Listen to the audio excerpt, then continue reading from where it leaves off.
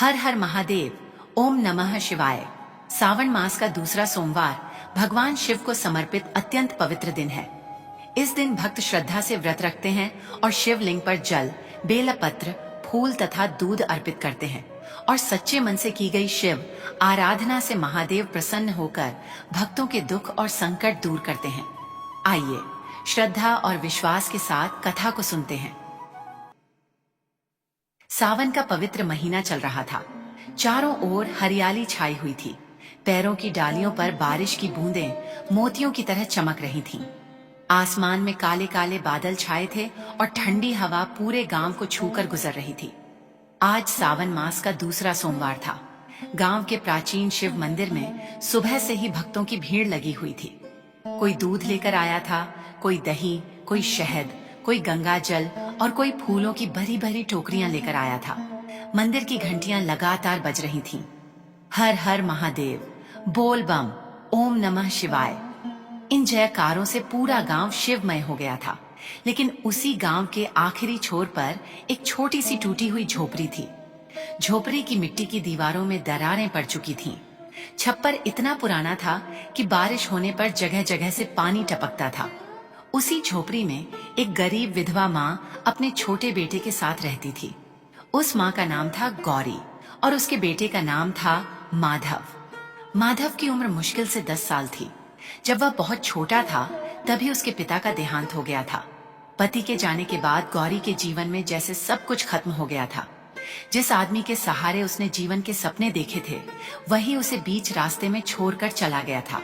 लेकिन उस दिन गौरी ने अपने आंसू पोंछकर अपने छोटे बेटे को गोद में उठाया था और कहा था, माधव, अब तेरी माँ ही तेरी माँ है और तेरी माँ ही तेरी दुनिया। उस दिन से गौरी ने अपने बेटे के लिए जीना शुरू कर दिया था। वह सुबह सूरज निकलने से पहले उठती, कभी किसी के घर बर्तन मांजती, कभी खेत में मजदूरी करती, कभी किसी के घर गोबर से आंगन लीपती। जो कुछ मिलता उसी से माँ बेटे का पेट भरता। लेकिन पिछले कुछ दिनों से काम भी ठीक से नहीं मिल रहा था। उस सावन के दूसरे सोमवार की सुबह भी गौरी चूल्हे के सामने बैठी थी।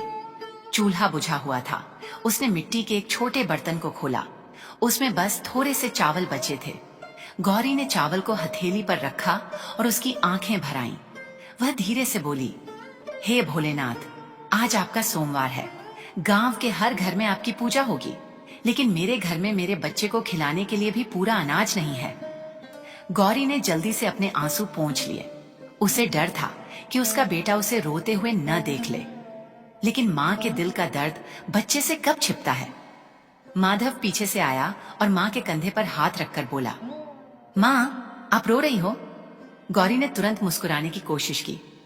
नहीं बेटा, मेरी आंख में कुछ चला गया था। माधव माँ के सामने बैठ गया। उसने माँ का चेहरा ध्यान से देखा। माँ, आप मुझसे झूठ बोल रही हो। गौरी चुप हो गई। माधव ने धीरे से पूछा, आज सोमवार है ना? हाँ बेटा, सावन का दूसरा सोमवार। गौरी ने सिर हिलाया। माधव की आंखों में चमक आ गई। वह बोला, तो आज हम महादेव के मंदिर जाएंगे। गौरी कुछ पल चुप रही। फिर उसने कहा, बेटा, हमारे पास पूजा की सामग्री खरीदने के पैसे नहीं हैं। माधव मुस्कुराया। तो क्या हुआ माँ? गौरी ने कहा। क्या हुआ? माधव बोला, महादेव को धन थोड़े ही चाहिए, उन्हें तो सच्चा मन चाहिए। गौरी अपने बेटे को देखती रह गई। माधव फिर बोला, माँ, आज मैं नदी से जल लेकर आऊंगा, जंगल से बेलपत्र चुनकर लाऊंगा, फिर हम महादेव को जल चढ़ाएंगे। गौरी की आंखें भर आईं। लेकिन बेटा, माधव ने माँ का हाथ पकड़ लिया। माँ, आज हम महादेव को जल चढ़ाएंगे, फिर महादेव हमारी चिंता करेंगे। गौरी का हृदय कांप उठा। उसने बेटे को अपने सीने से लगा लिया। मेरे बच्चे, तुझे इतनी बड़ी बड़ी बातें कौन सिखाता है? माधव मुस्कुराया। आप। गौरी की आंखों से आंसू निकल पड़े। वह बोली, चल बेटा, आज हमारे पास पूजा के लिए कुछ नहीं है, लेकिन हमारे पास महादेव का नाम है। दोनों घर से निकल पड़े। माधव के हाथ में मिट्टी का एक छोटा सा लोटा था। गौरी के पास पूजा की कोई थाली नहीं थी। न दूध था, न फल, न मिठाई, न फूल। लेकिन उनके मन में शिवजी के प्रति अटूट विश्वास था। वे नदी के किनारे पहुंचे। माधव ने नदी के सामने हाथ जोड़कर प्रणाम किया। हे माँ, मुझे मेरे भोलेनाथ के लिए जल दे दो। उसने लोटे में जल भरा, फिर वह जंगल की ओर गया। वहां उसे बेल का एक पैर दिखाई दिया। माधव ने पैर के नीचे हाथ जोड़कर कहा, भोलेनाथ, मेरे पास आपके लिए कुछ नहीं है, मैं बस ये बेलपत्र ला सकता हूँ, इसे स्वीकार कर लेना। उसने बड़े प्रेम से बेलपत्र चुने, एक भी पत्ता जमीन पर गिरने नहीं दिया। फिर वह द्वारकर माँ के पास आया। माँ देखो, महादेव के लिए बेलपत्र। गौरी ने बेलपत्र अपने हाथ में लिए। बहुत सुंदर हैं बेटा। माँ, अब महादेव खुश होंगे ना? हाँ बेटा, बहुत खुश होंगे। दोनों गांव के शिव मंदिर की ओर चल पड़े। मंदिर में बहुत भीड़ थी। बड़े घरों के लोग सज धज कर आए थे। उनके हाथों में चांदी के कलश थे। किसी के पास दूध की बाल्टी थी, किसी के पास फूलों की टोकरी। गौरी और माधव मंदिर की सीढ़ियों पर पहुंचे। तभी एक गांव वाले ने उन्हें देखकर कहा, अरे गौरी, तुम यहाँ क्या कर रही हो? गौरी ने हाथ जोड़ दिए। भैया, आज सोमवार है, महादेव के दर्शन करने आई हूँ। वह आदमी माधव के हाथ में मिट्टी का लोटा देखकर हंस पड़ा। इससे पूजा करोगी? माधव ने मासूमियत से कहा। हाँ, इसमें महादेव के लिए नदी का जल है। वह आदमी बोला, यह मंदिर है, यहाँ ऐसे खाली हाथ लोग पूजा करने नहीं आते। गौरी का सिर झुक गया। भैया, हमारे पास पैसे नहीं हैं। दूसरा आदमी बोल पड़ा, तो घर में बैठकर भगवान का नाम लो, यहाँ भीड़ मत बढ़ाओ। गौरी ने माधव का हाथ पकड़ लिया। चल बेटा। माधव मंदिर के अंदर शिवलिंग की ओर देखता रहा। उसकी आंखों में आंसू आ गए। माँ, क्या हुआ बेटा? महादेव ने हमें थोड़े ही भगाया है। गौरी ने उसकी ओर देखा। माधव बोला, लोग भगा रहे हैं। गौरी के पास कोई जवाब नहीं था। वह बेटे को मंदिर के पीछे एक पुराने पीपल के पैर के नीचे ले गई। माधव ने वहां मिट्टी से एक छोटा सा शिवलिंग बनाया। उसने नदी का जल सामने रखा, बेलपत्र दोनों हाथों में उठाए, फिर आंखें बंद करके बोला, ओम नमः शिवाय। उसने जल चढ़ाया। ओम नमः शिवाय। उसने बेलपत्र चढ़ाया, फिर हाथ जोड़कर बोला, भोलेनाथ, मेरे पास आपके लिए कुछ नहीं है। मेरे पास धन नहीं है, दूध नहीं है, फूल नहीं है, बस मेरी माँ है। माधव की आवाज भर्रा गई, और मेरी माँ बहुत दुखी है। भोलेनाथ, मेरी माँ को अब मत रुलाना। गौरी अपने आंचल से आंखें पोंछने लगी। माधव ने फिर कहा, अगर मेरी पूजा में कोई कमी हो गई हो तो मुझे माफ कर देना, लेकिन मेरी माँ की आंखों में आंसू मत आने देना। गौरी अपने बेटे को देखकर फूट फूट कर रो पड़ी। उसने उसे गले से लगा लिया। माधव, मेरे बच्चे।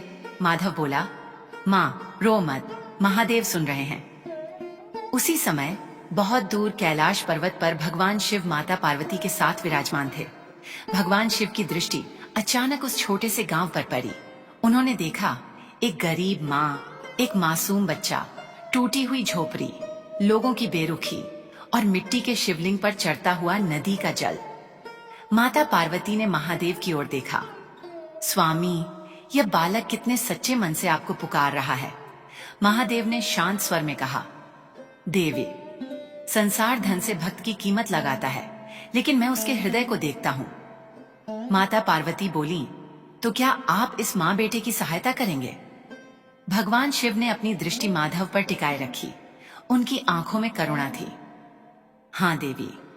फिर महादेव कुछ पल शांत रहे, लेकिन अभी नहीं, अभी इस भक्त की परीक्षा बाकी है। माता पार्वती ने चिंतित होकर पूछा, और कितनी परीक्षा? महादेव ने धीरे से कहा, इतनी कि संसार उसे छोड़ देगा, और तब उसे समझ आएगा कि जब संसार साथ छोड़ देता है तब भी उसका भोला साथ नहीं छोड़ता। उधर मंदिर के पीछे पूजा समाप्त करके गौरी और माधव घर की ओर लौटने लगे। आसमान में अचानक काले बादल और घने हो गए। हवा तेज हो गई। गौरी ने ऊपर देखा। लगता है आज बहुत बारिश होगी। माधव बोला, माँ जल्दी चलो। दोनों अपनी झोपड़ी तक पहुंचे, लेकिन वहां पहुंचकर गौरी के कदम रुक गए। झोपड़ी की पिछली दीवार पहले से ही कमजोर थी। बारिश की पहली तेज बूंदें पड़ते ही मिट्टी झड़ने लगी। गौरी घबरा गई। माधव, सामान बाहर निकाल। दोनों ने जल्दी जल्दी अपना थोड़ा सा सामान बाहर निकाला। तभी एक जोरदार आवाज हुई, धड़ाम। झोपड़ी की पिछली दीवार गिर गई। माधव डर कर माँ से चिपक गया। माँ! गौरी ने उसे कसकर पकड़ लिया। डर मत बेटा, मैं हूँ। लेकिन तभी बारिश और तेज हो गई। छप्पर भी टूटने लगा। गौरी ने आसमान की ओर देखा। हे महादेव, उसकी आवाज कांप रही थी। अब हम कहाँ जाएंगे? माधव ने माँ का हाथ पकड़ लिया। उसकी आंखों में आंसू थे, लेकिन आवाज में विश्वास था। माँ, आपने ही तो कहा था ना। क्या? महादेव अपने भक्त को कभी अकेला नहीं छोड़ते। गौरी ने बेटे को देखा और उसी क्षण नियति ने ऐसा खेल खेला कि इस माँ बेटे के जीवन की सबसे कठिन रात शुरू हो गई। उन्हें अभी यह पता नहीं था कि अगले ही दिन गांव वाले उन्हें ऐसी बात कहने वाले हैं जो उनके हृदय को तोड़ देगी, और उसी विपत्ति में माधव की भक्ति की ऐसी परीक्षा होगी जिसे देखकर स्वयं कैलाशपति महादेव को अपने भक्त के लिए आगे आना पड़ेगा, क्योंकि जिसे संसार ने ठुकराया था उसे भोलेनाथ अपने हृदय से लगाने वाले थे। माँ, हमारा घर टूट गया, लेकिन महादेव तो हमारे साथ हैं। रात गहरी हो चुकी थी। आसमान में काले बादल गरज रहे थे। तेज बारिश लगातार हो रही थी। हवा इतनी तेज चल रही थी कि पैरों की डालियां एक दूसरे से टकराकर डरावनी आवाज कर रही थीं। गौरी अपनी टूटी हुई झोपड़ी के सामने खड़ी थी। उसकी आंखों के सामने उसका छोटा सा घर बिखरा पड़ा था। जिस झोपड़ी को उसने वर्षों तक किसी तरह संभाल कर रखा था, उसकी मिट्टी की दीवार अब जमीन पर पड़ी थी। छप्पर का एक हिस्सा टूटकर दूर जा गिरा था। घर के अंदर रखा थोड़ा सा अनाज भी पानी में भीग चुका था। माधव अपनी माँ के पास खरा कांप रहा था। उसने धीरे से पूछा, माँ, अब हम कहाँ सोएंगे? गौरी ने बेटे को देखा। उसके पास कोई जवाब नहीं था। एक माँ अपने बच्चे से क्या कहती कि अब हमारे पास छत नहीं है, कि हमारे पास खाने को भी कुछ नहीं है, कि कल से पता नहीं हम कहाँ जाएंगे। गौरी ने खुद को संभाला और बोली, बेटा, आज रात हम मंदिर के पीछे पीपल के पेड़ के नीचे बैठ जाएंगे, सुबह कुछ सोचेंगे। माधव ने सिर हिलाया। दोनों ने अपने पास बचा हुआ सामान उठाया और धीरे धीरे वहां से चल पड़े। बारिश कुछ कम हुई थी। पीपल के पैर के नीचे पहुंचकर गौरी ने अपनी पुरानी साड़ी का एक हिस्सा जमीन पर बिछा दिया। माधव उसी पर बैठ गया। उसके कपड़े पूरी तरह भीग चुके थे। गौरी ने अपने आंचल से बेटे के बाल पोंछे। बहुत ठंड लग रही है बेटा, माधव ने सिर हिलाकर कहा। नहीं माँ। गौरी ने उसके चेहरे को छुआ। उसका शरीर ठंड से कांप रहा था। झूठ मत बोल। माधव मुस्कुराया। अगर मैं कह दूंगा कि ठंड लग रही है तो आप रोओगी। गौरी की आंखें भर आईं। तू इतना बड़ा कब हो गया रे? माधव माँ की गोद में सिर रखकर बोला, माँ, आप मेरे लिए रोना मत।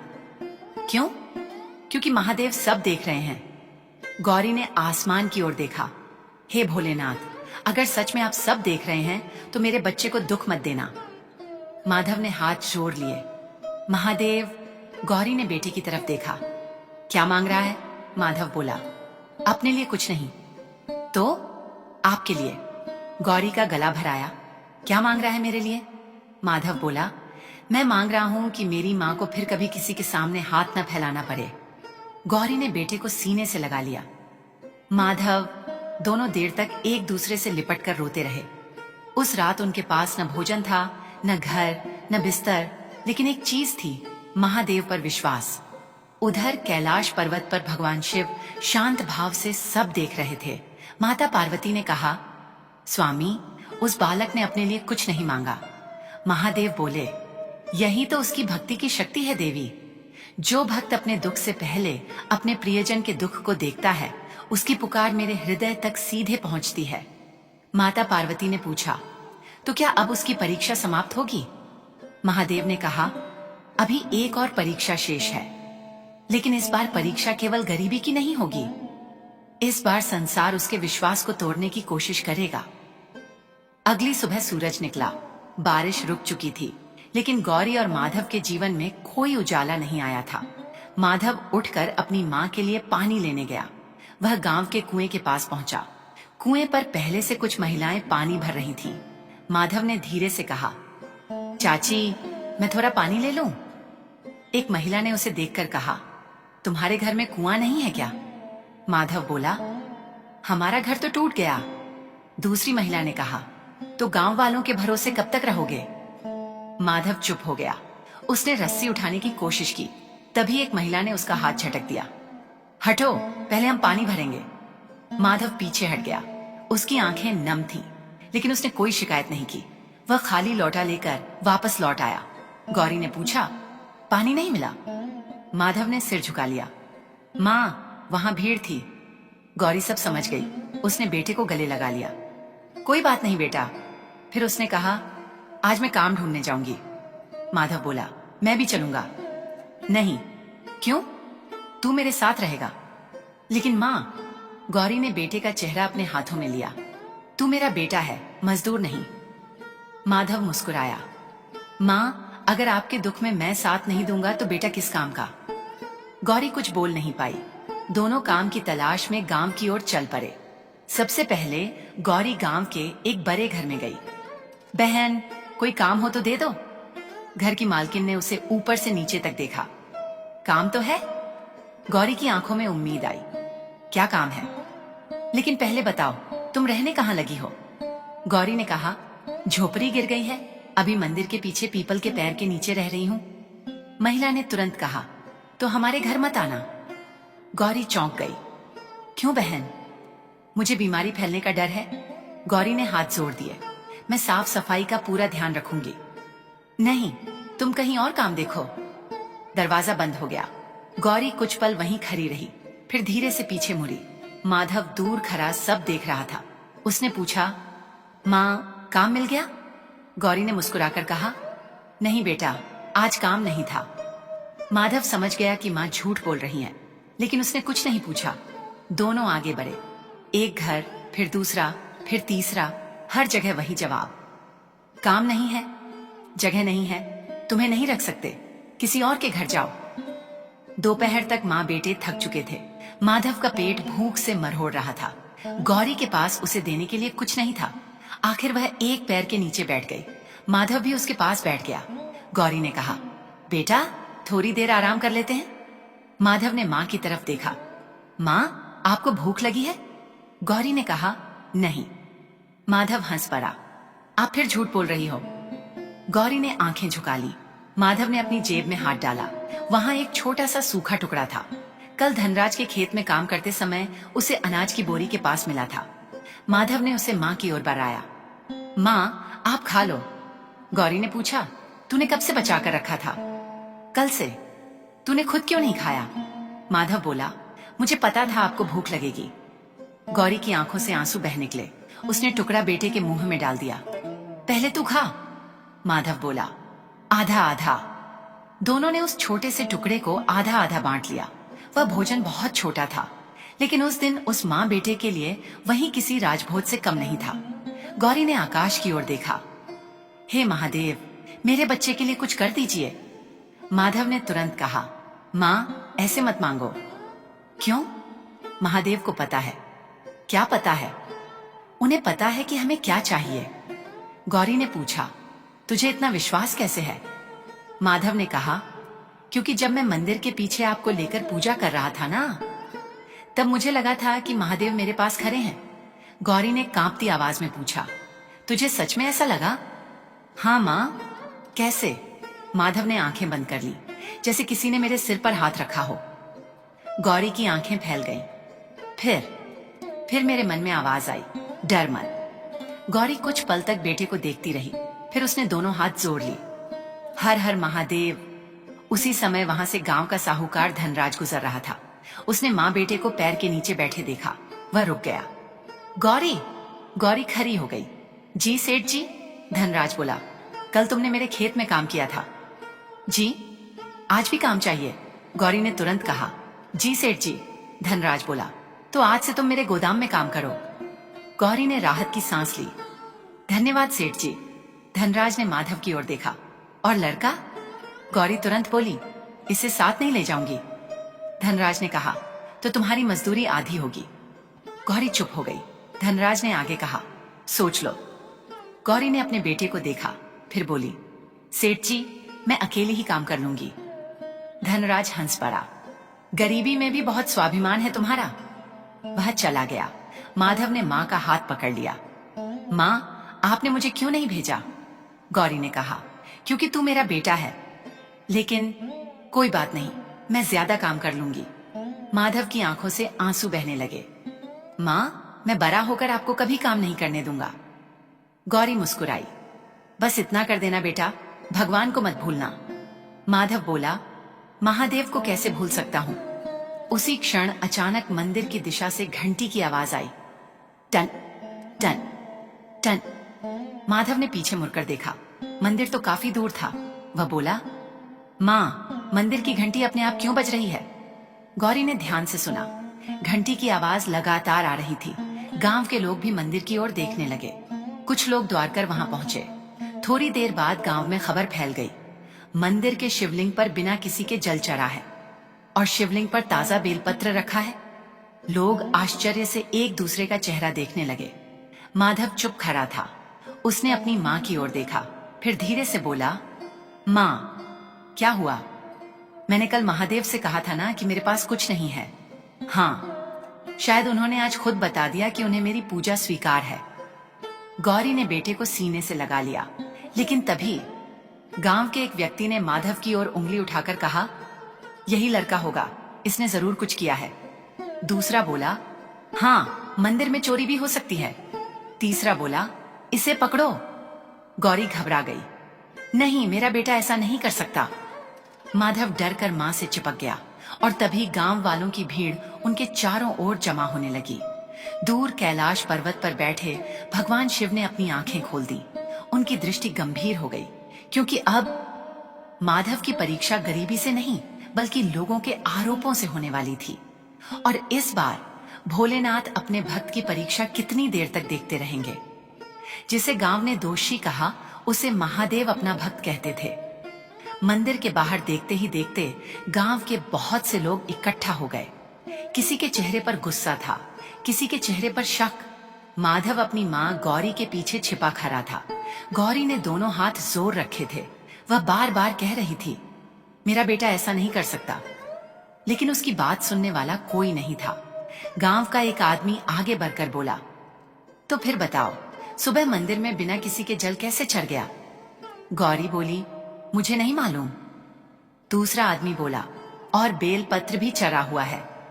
तीसरा आदमी माधव की ओर देखकर बोला, कल इसे मंदिर के पीछे पूजा करते देखा गया था, जरूर इसी ने कुछ किया होगा। माधव ने कांपती आवाज में कहा, मैंने कुछ गलत नहीं किया।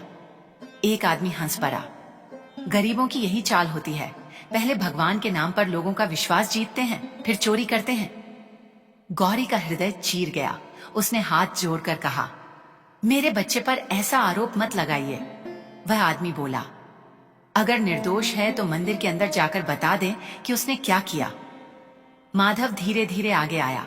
उसने शिवलिंग की ओर देखा, फिर हाथ जोड़कर बोला, महादेव जानते हैं कि मैंने कुछ नहीं किया। गांव का आदमी बोला, भगवान को बीच में मत लाओ। माधव की आंखों में आंसू आ गए। उसने अपनी मां की ओर देखा। मां, गौरी ने बेटे का हाथ पकड़ लिया। डर मत बेटा। माधव बोला, मां, अगर महादेव सच में सब जानते हैं तो एक दिन सबको पता चल जाएगा। गौरी ने उसे सीने से लगा लिया, लेकिन गांव वालों का गुस्सा शांत नहीं हुआ। एक बुजुर्ग ने कहा, इन्हें गांव से बाहर कर देना चाहिए। दूसरा बोला, हाँ, जब से ये लोग गांव के किनारे रहने लगे हैं, कोई ना कोई परेशानी हो रही है। गौरी के पैरों तले जमीन खिसक गई। हमें गांव से मत निकालिए, उसने रोते हुए कहा। हम गरीब हैं, लेकिन चोर नहीं हैं। कोई उसकी बात सुनने को तैयार नहीं था। उसी समय धनराज भी वहां आ गया। उसने भीड़ को देखकर पूछा, क्या हुआ? एक आदमी ने कहा, सेठ जी, मंदिर में किसी ने बिना बताए पूजा की है, शक इस लड़के पर है। धनराज ने माधव को देखा, फिर गौरी को। कुछ पल सोचने के बाद उसने कहा, गौरी, अगर तुम्हारा लड़का निर्दोष है तो उसे साबित करना होगा। गौरी बोली, सेठ जी, गरीब आदमी अपनी निर्दोषता कैसे साबित करे? धनराज चुप हो गया। फिर उसने कहा, आज से तुम्हें मेरे गोदाम में काम नहीं मिलेगा। गौरी के चेहरे का रंग उड़ गया। सेठ जी, ऐसा मत कीजिए। क्यों? मेरे बच्चे को 2 दिन से ठीक से भोजन नहीं मिला। धनराज बोला, मुझे इससे क्या? गौरी के आंसू बहने लगे। हम कहाँ जाएंगे? धनराज ने मुंह फेर लिया। जहां चाहो। वह चला गया। माधव अपनी मां के पास आया। मां, गौरी ने बेटे के सिर पर हाथ रखा। चल बेटा। कहां? पता नहीं। दोनों गांव की भीड़ से दूर चले गए। उनके पीछे लोग बातें करते रहे। देखा, गरीबी इंसान को क्या क्या बना देती है। इन्हें गांव में नहीं रहना चाहिए। माधव सब सुन रहा था, लेकिन उसने अपनी माँ का हाथ नहीं छोड़ा। गांव से बाहर एक सूखी नदी के किनारे दोनों जाकर बैठ गए। गौरी ने जमीन पर बैठते ही अपना चेहरा दोनों हाथों में छिपा लिया। वह फूट फूट कर रोने लगी। माधव उसके पास बैठ गया। माँ, गौरी ने सिर उठाया। क्या हुआ बेटा, आप रो क्यों रही हो? गौरी बोली, मैं थक गई हूं माधव। किससे? गरीबी से, लोगों की बातों से, अकेलेपन से। उसकी आवाज टूट गई। तेरे पिता के जाने के बाद मैंने सोचा था कि मेहनत करूंगी और तुझे पाल लूंगी, लेकिन आज लगता है कि मैं हार गई हूं। माधव ने मां के आंसू पोंछे। आप नहीं हारी मां, गौरी बोली। फिर कौन जीता? माधव ने आसमान की ओर देखा। महादेव। गौरी चुप हो गई। माधव बोला, मां, आपने मुझे बताया था ना कि जब कोई रास्ता नहीं बचता तब महादेव रास्ता बनाते हैं। हाँ बेटा, तो अभी रास्ता बचा ही कहाँ है? गौरी ने बेटे को देखा। माधव मुस्कुराया। यही तो समय है महादेव को रास्ता बनाने का। गौरी के आंसुओं के बीच हल्की सी मुस्कान आ गई। उसने बेटे को गले लगा लिया। तू मेरा बेटा है या मेरा गुरु? माधव हंस पड़ा। मैं आपका बेटा ही हूं मां। कुछ देर बाद माधव नदी के किनारे गया। नदी में पानी बहुत कम था। उसने हाथ जोड़कर कहा, महादेव, आज गांव ने हमें भगा दिया। सेठ ने काम छीन लिया। मां बहुत दुखी है, लेकिन मैं आपसे कुछ मांगूंगा नहीं। उसने आंखें बंद कर ली। बस इतना करना, मेरी मां का विश्वास मत टूटने देना। उसी क्षण एक हल्की हवा चली। पास के बेल के पैर से एक ताजा बेलपत्र टूटकर सीधे माधव के सामने आ गिरा। माधव ने आंखें खोली। वह बेलपत्र देखकर उसकी आंखों में आंसू आ गए। मां, गौरी दौड़ कर आई। क्या हुआ? माधव ने बेलपत्र दिखाया। देखो, गौरी ने उसे हाथ में लिया। महादेव का संकेत है बेटा। माधव ने बेलपत्र माथे से लगाया। मैंने कहा था ना मां, वे हमें नहीं छोड़ेंगे। दोनों ने उसी नदी के किनारे एक छोटा सा मिट्टी का शिवलिंग बनाया। माधव ने हाथ जोड़कर कहा, आज मेरे पास जल भी नहीं है। उसने अपनी आंखों से निकले आंसू हथेली पर लिए, फिर शिवलिंग के ऊपर हाथ रखकर बोला, भोलेनाथ, आज ये जल मेरी आंखों का है, इसे स्वीकार कर लेना। गौरी यह देखकर रो पड़ी। हे महादेव। माधव ने बेलपत्र चढ़ाया। ओम नमः शिवाय। उसने सिर झुका दिया। उधर कैलाश पर्वत पर माता पार्वती ने महादेव से कहा, स्वामी, अब तो इस बालक के आंसू भी आपकी पूजा बन गए। महादेव ने गंभीर स्वर में कहा, देवी, यही तो भक्ति है। जब भक्त के पास चराने को कुछ नहीं बचता और फिर भी उसका विश्वास बचा रहता है, तब उसका एक आंसू भी मेरे लिए गंगा जल बन जाता है। माता पार्वती ने पूछा, तो अब क्या होगा? महादेव ने कहा, अब समय आ गया है कि संसार को इस बालक के हृदय की सच्चाई दिखाई जाए। उसी समय गांव में एक और घटना घट रही थी। गांव के मंदिर के पुजारी को मंदिर की सफाई करते समय शिवलिंग के पास एक छोटी सी वस्तु मिली। वह देखकर चौंक गए। वह वस्तु थी धनराज की मुहर लगी हुई एक छोटी चांदी की डिबिया। पुजारी ने उसे पहचान लिया। वह डिबिया धनराज की थी। पुजारी तुरंत धनराज के घर पहुंचे। सेठ जी, धनराज बाहर आया। क्या हुआ? पुजारी ने डिबिया दिखाते हुए पूछा। यह आपकी है? धनराज का चेहरा बदल गया। हाँ, लेकिन यह मंदिर में कैसे पहुंची? पुजारी ने कहा। यही तो सवाल है। धनराज चुप हो गया। उसे अचानक याद आया कि कल वह मंदिर में पूजा करने आया था। उसके साथ उसका नौकर भी था। नौकर ने ही उसके पूजा के सामान की थैली संभाली थी। धनराज के मन में शक पैदा हुआ। उसने तुरंत नौकर को बुलाया। कल मंदिर में तुम मेरे साथ थे? नौकर बोला, जी सेठ जी। मेरी पूजा की थैली तुमने पकड़ी थी?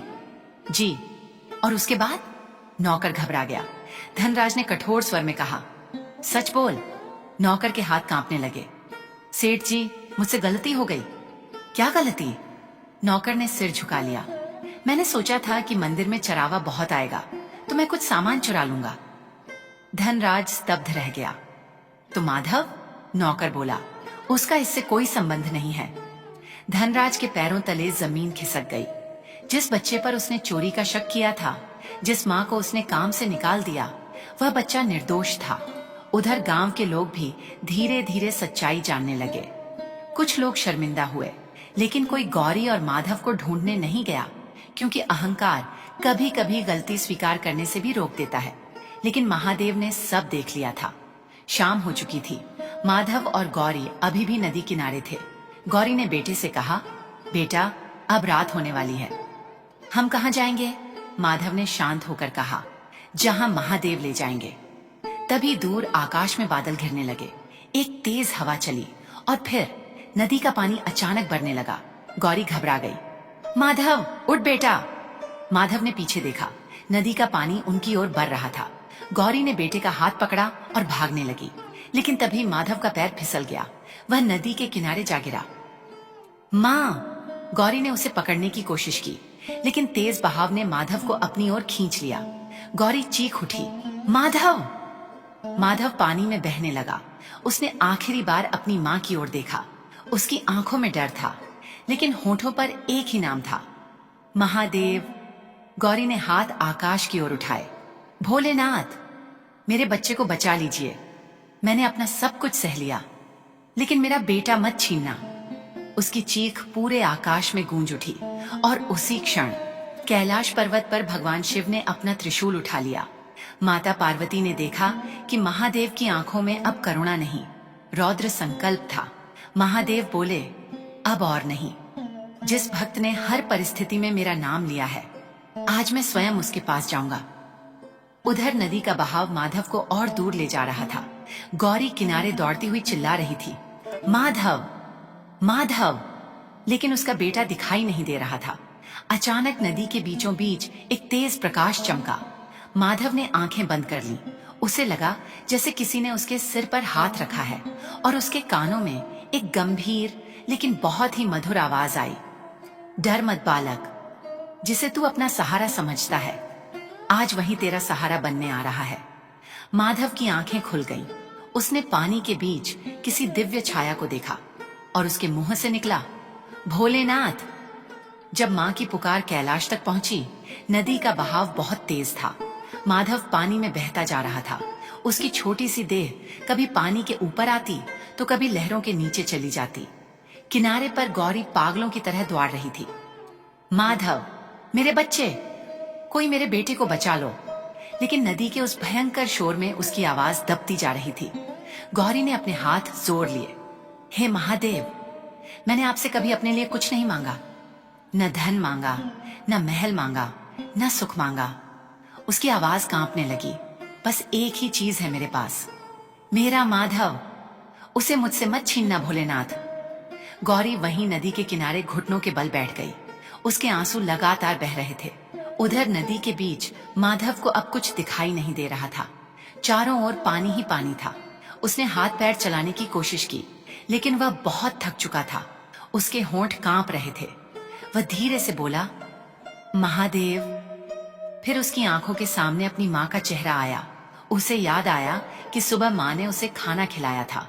उसे याद आया कि माँ ने मंदिर में लोगों की बातें सुनकर भी उसे गले लगाया था। उसे याद आया कि जब घर गिरा था तब माँ ने खुद भीग कर उसे बचाया था।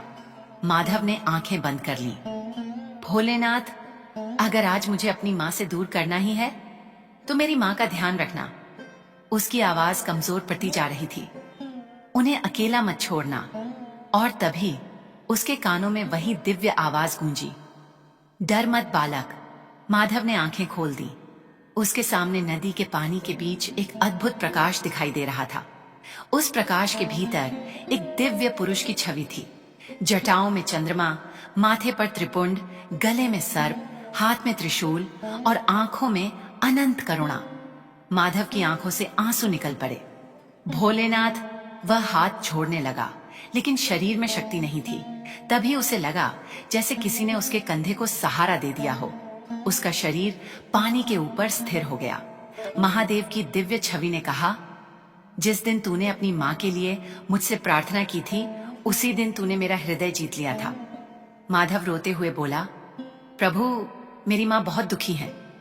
महादेव ने कहा, मैं जानता हूं, तो उन्हें बचा लीजिए, मैं उन्हें अकेला नहीं छोड़ूंगा।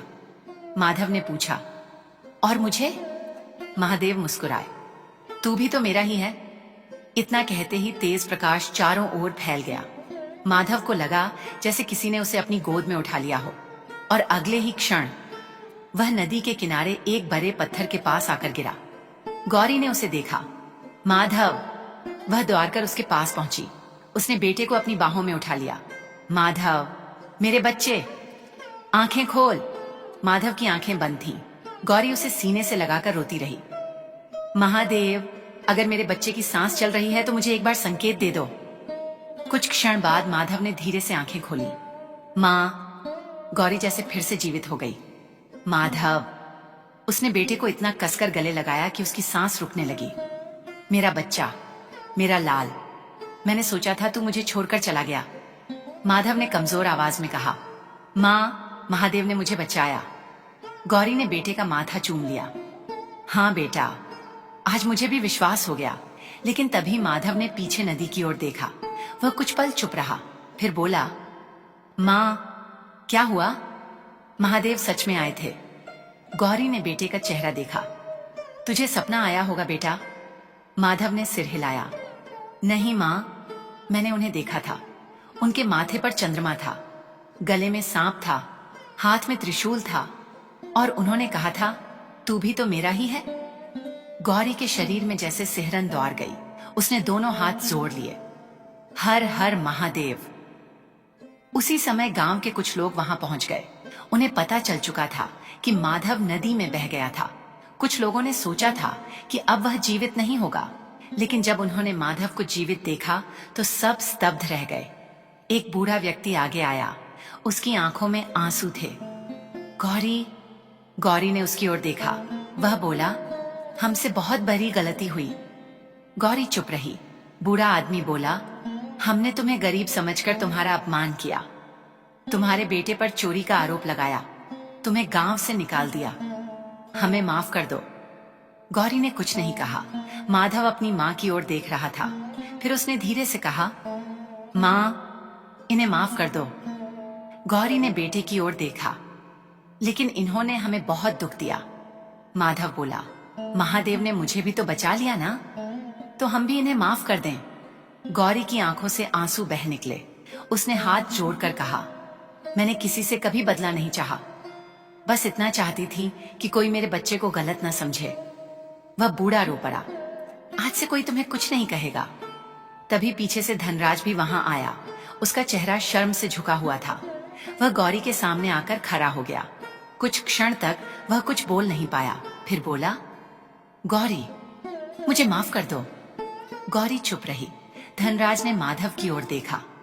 बेटा, मैंने तुम्हें मजदूर समझा, तुम्हारी गरीबी का फायदा उठाया, तुम पर चोरी का शक किया। मैं बहुत बड़ा पाप कर बैठा। माधव ने कहा, सेठ जी, महादेव से माफी मांग लीजिए। धनराज ने मंदिर की दिशा में हाथ जोड़ दिए। भोलेनाथ, मुझे क्षमा कर दीजिए। उसकी आंखों से आंसू निकल आए। गांव वाले भी धीरे धीरे हाथ जोड़ने लगे। लेकिन तभी मंदिर की घंटी अपने आप बजने लगी। टन टन टन। सब लोग चौंक गए। हवा अचानक शांत हो गई। आकाश में बादल छंटने लगे। चांदनी की हल्की रोशनी गांव पर पड़ने लगी।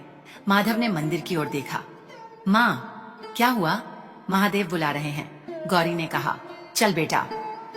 माँ बेटा मंदिर की ओर चल पड़े।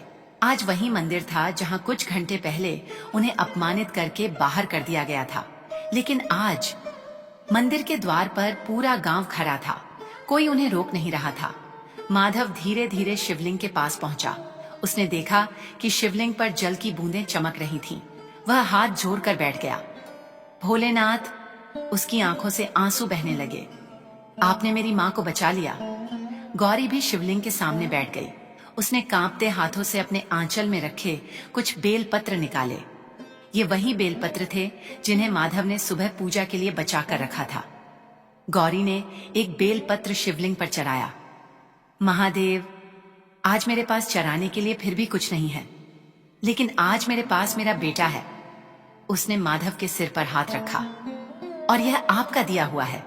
माधव ने कहा, माँ, मुझे आपने जन्म दिया है। गौरी बोली, और तुझे महादेव ने बचाया है। माधव मुस्कुराया। फिर दोनों ने मिलकर कहा, ओम नमः शिवाय। पूरा मंदिर उसी मंत्र से गूंज उठा। गांव के लोग भी बोलने लगे, ओम नमः शिवाय, हर हर महादेव। लेकिन तभी मंदिर के गर्भगृह में अचानक तेज प्रकाश हुआ। सब लोग पीछे हट गए। माधव की आंखें उस प्रकाश पर टिक गईं। उस प्रकाश के बीच शिवलिंग के ऊपर एक दिव्य आकृति दिखाई देने लगी। जटाधारी, त्रिशूलधारी, नीलकंठ, भगवान शिव। गौरी के हाथ कांपने लगे। माधव ने तुरंत सिर झुका दिया। भोलेनाथ। गांव के सभी लोग जमीन पर दंडवत हो गए। भगवान शिव की दिव्य आवाज मंदिर में गूंजी। जिसे तुमने गरीब समझकर ठुकराया, वही मेरे लिए सबसे धनी था। सब लोग सिर झुकाए खड़े रहे। महादेव बोले, धन से पूजा बरी नहीं होती, भक्ति से होती है। दूध और घी से अभिषेक करने वाला भी मेरा है, और अपनी आंखों के आंसुओं से मुझे जल चराने वाला भी मेरा है। गौरी रोते हुए बोली, प्रभु, मैंने तो आपको कभी कुछ नहीं दिया। महादेव की आवाज आई, तुमने दिया है गौरी। तुमने अपने दुख में भी अपने पुत्र को मेरे नाम पर विश्वास करना सिखाया। यह सबसे बड़ा दान है। माधव की आंखों से आंसू बहने लगे। महादेव ने कहा, माधव। माधव ने हाथ जोड़ दिए। जी प्रभु, तुमने अपने लिए कभी कुछ नहीं मांगा, हर बार अपनी माँ के लिए मांगा। इसीलिए आज मैं तुम्हारी माँ के जीवन से दरिद्रता का अंधकार दूर करता हूँ। गौरी रोते हुए बोली, प्रभु, मुझे धन नहीं चाहिए, बस मेरा बेटा सुखी रहे। महादेव ने कहा, तुम्हारा यह भाव ही तुम्हारी सबसे बड़ी संपत्ति है। दिव्य प्रकाश धीरे धीरे कम होने लगा, लेकिन जाने से पहले महादेव ने कहा, कल सावन के दूसरे सोमवार का पुण्यपूर्ण होगा। तुम दोनों मेरे मंदिर में आना, वहां तुम्हारे जीवन का नया अध्याय शुरू होगा। प्रकाश समाप्त हो गया। मंदिर में फिर सामान्य प्रकाश रह गया। सभी लोग स्तब्ध थे। गौरी और माधव एक दूसरे को देखते रहे। माधव ने धीरे से माँ का हाथ पकड़ लिया। माँ? हाँ बेटा, मैंने कहा था ना। क्या? महादेव हमारी चिंता करेंगे। गौरी ने बेटे को सीने से लगा लिया, लेकिन महादेव की बात अभी पूरी नहीं हुई थी। अगली सुबह उनके जीवन में ऐसा परिवर्तन आने वाला था जिससे न केवल उनका घर बदलेगा, बल्कि पूरे गांव को समझ आएगा कि सच्ची भक्ति और सच्चे हृदय के सामने गरीबी भी छोटी पड़ जाती है। और उस चमत्कार का साक्षी बनेगा पूरा गांव। महादेव ने कहा, सच्ची भक्ति कभी व्यर्थ नहीं जाती। सावन की वह रात बीत चुकी थी। मंदिर में भगवान शिव के दिव्य दर्शन के बाद पूरा गांव जैसे बदल गया था। जिस गांव में कल तक गौरी और माधव को देखकर लोग रास्ता बदल लेते थे, आज वही गांव उनके बारे में बातें कर रहा था। लेकिन आज उन बातों में तिरस्कार नहीं था। आज हर किसी की आंखों में शर्म थी। किसी को याद आ रहा था कि कैसे उसने गौरी को मंदिर से भगाया था।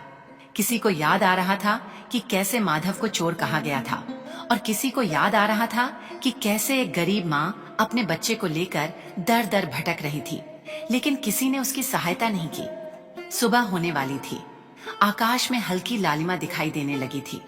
मंदिर की घंटी अपने आप बज उठी। टन टन टन। गौरी और माधव पीपल के पैर के नीचे जाग रहे थे। रात को मंदिर में महादेव के दर्शन तो हो गए थे, लेकिन उनका घर अभी भी टूटा पड़ा था। गौरी ने बेटे के सिर पर हाथ रखा।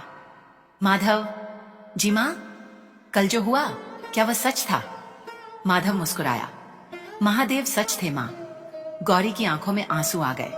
मुझे डर लग रहा है बेटा। किस बात का? कहीं यह सब सपना ना हो। माधव ने माँ का हाथ पकड़ लिया।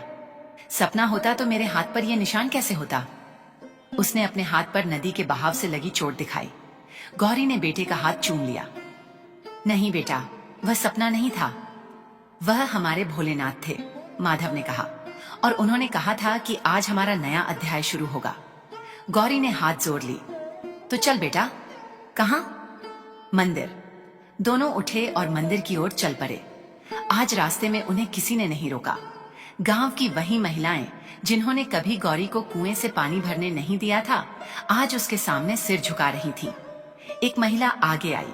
उसने कहा, गौरी, मुझे माफ कर दो। गौरी कुछ बोल नहीं पाई। दूसरी महिला ने कहा, मैंने तुम्हें बहुत बुरा कहा था। तीसरी बोली, तुम्हारे बेटे को भी हमने गलत समझा। गौरी ने धीरे से कहा, मैंने किसी के लिए बुरा नहीं चाहा। फिर उसने सबकी ओर देखकर कहा, लेकिन आज एक बात याद रखना। सब लोग ध्यान से सुनने लगे। जब किसी गरीब को देखकर तुम्हारा मन उसे छोटा समझने लगे ना, तब एक बार भगवान शिव को याद कर लेना, क्योंकि पता नहीं जिस इंसान को तुम छोटा समझ रहे हो उसके हृदय में भगवान कितने बड़े रूप में बैठे हों। सभी की आंखें नम हो गईं। माधव अपनी मां को देखकर मुस्कुरा रहा था। दोनों मंदिर में पहुंचे। आज मंदिर का वातावरण बिल्कुल अलग था। फूलों की सुगंध थी, घंटियों की मधुर आवाज थी, लेकिन सबसे बड़ा परिवर्तन यह था कि आज मंदिर के द्वार पर गौरी और माधव के लिए सबसे पहले जगह बनाई गई।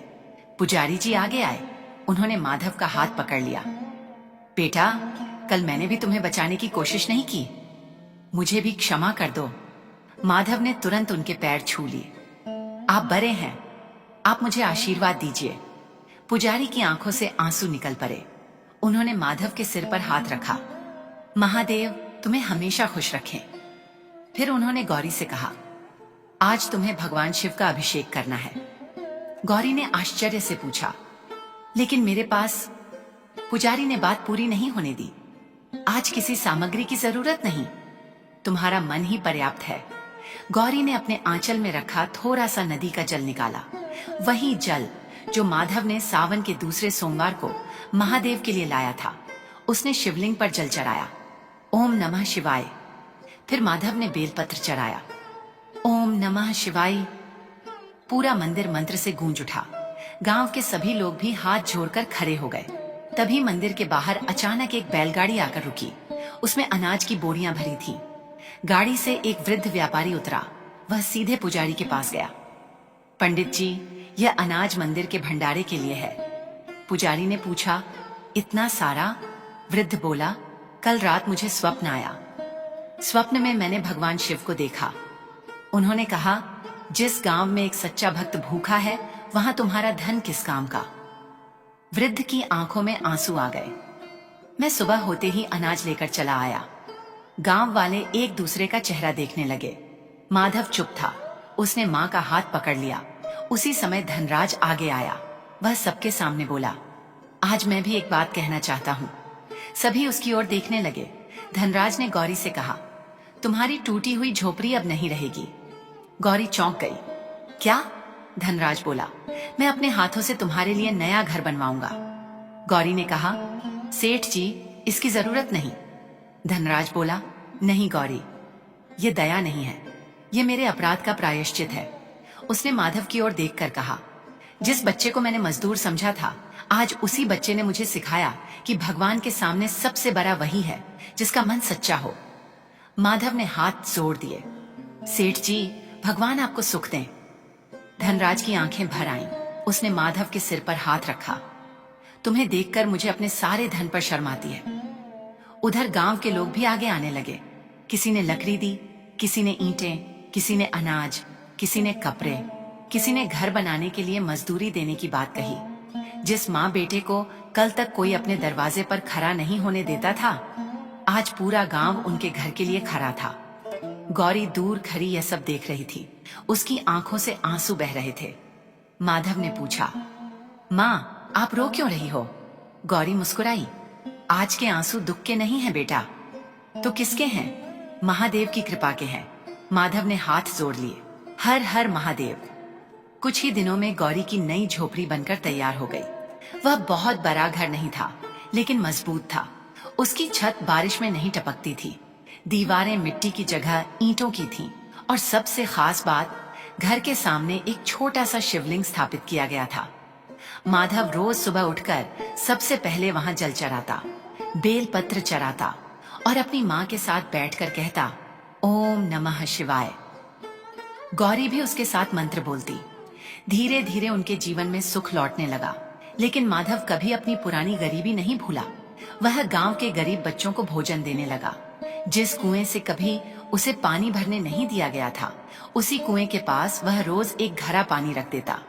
किसी भूखे को देखता तो अपना भोजन बांट देता।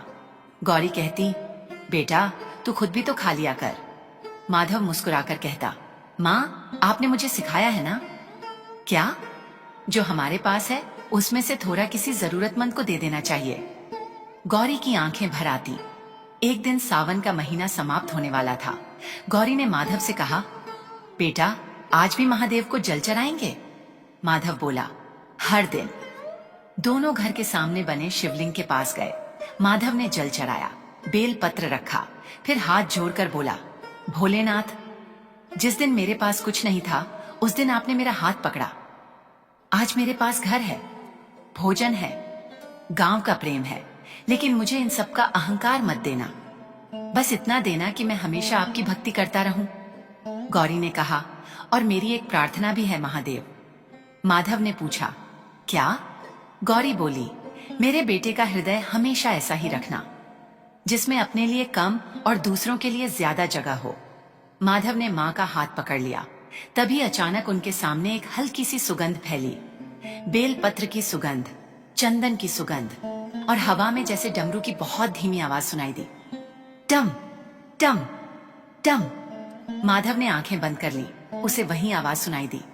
माधव, उसने मन ही मन कहा, प्रभु, आवाज आई, भक्ति में कभी अहंकार मत करना, और याद रखना, जिस दिन संसार तुम्हें छोड़ दे उस दिन भी मेरा नाम मत छोड़ना। माधव की आंखों से आंसू बहने लगे। भोलेनाथ, गौरी ने बेटे को देखा। क्या हुआ? माधव ने माँ को गले लगा लिया। माँ, महादेव ने कहा है कि वे हमें कभी नहीं छोड़ेंगे। गौरी की आंखों से आंसू बह निकले। उसने हाथ जोड़कर कहा, हर हर महादेव। धीरे धीरे गांव में भी यह बात फैल गई कि सावन के दूसरे सोमवार को जिस गरीब बालक ने मिट्टी के शिवलिंग पर जल और बेलपत्र चढ़ाया था, उसकी सच्ची भक्ति से स्वयं भगवान शिव प्रसन्न हुए। उस दिन के बाद गांव में एक नियम बन गया।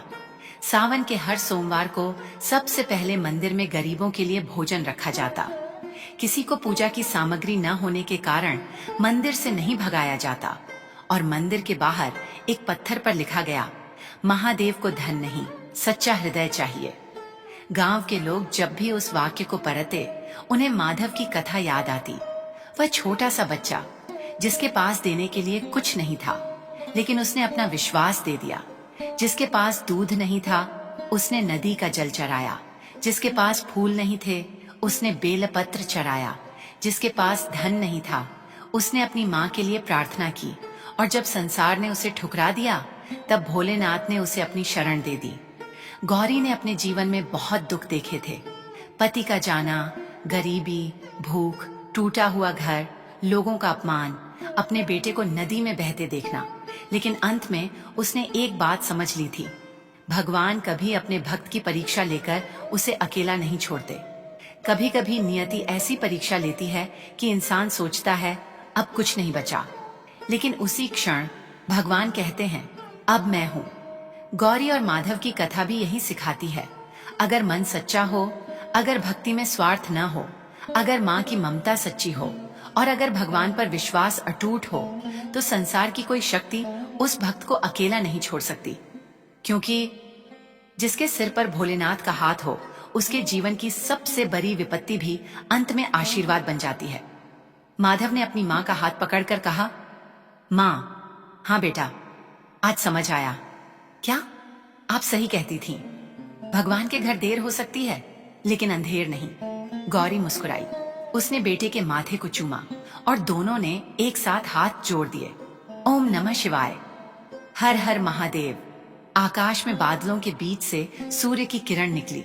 शिवलिंग पर परी उस रोशनी में बेलापत्र चमक उठा, मानो स्वयं महादेव कह रहे हों, जो मुझे सच्चे मन से पुकारता है, मैं उसे कभी अकेला नहीं छोड़ता। और इसी के साथ सावन मास के दूसरे सोमवार की यह भावपूर्ण कथा पूर्ण होती है। हर हर महादेव, ओम नमः शिवाय। जो भी भक्त इस कथा को श्रद्धा से सुनता या सुनाता है, भगवान भोलेनाथ उसके जीवन से दुख, भय और निराशा दूर करें तथा उसके परिवार पर अपनी कृपा बनाए रखें।